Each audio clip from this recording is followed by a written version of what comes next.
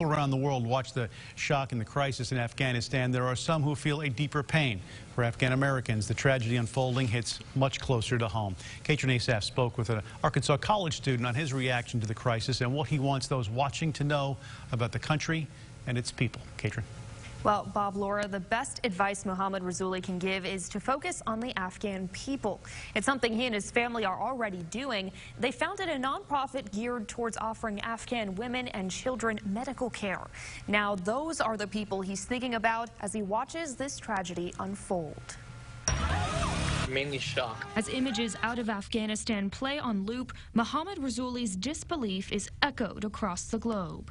But the med student's connection to the crisis is personal. I'm actually ethnically Afghan. My parents were actually born there. Rasooli's parents fled the country in the 80s after the arrival of Soviet troops.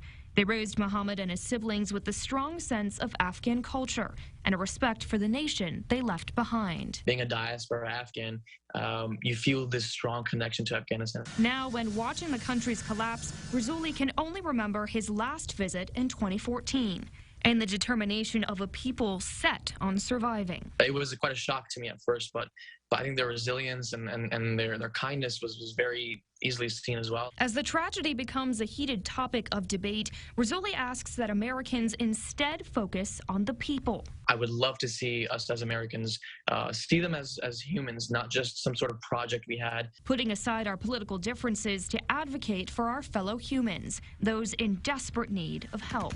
I just want to see them not be in such fear and be able to have some sort of security. While Rasooli studies ways to care for others, he asks that people do some studying of their own. Educate yourselves about the situation. It's not just a right versus left situation. And advocate for a nation in need of help. So these images will be the last. Rasooli says if you want to help, the best thing to do is to spread awareness and to speak with Afghans directly. He also recommends reaching out to your representatives to see what can be done to support refugees and offer aid. Reporting in studio, I'm Katrin Asaf. Back to you. Thanks very much. And coming up in just a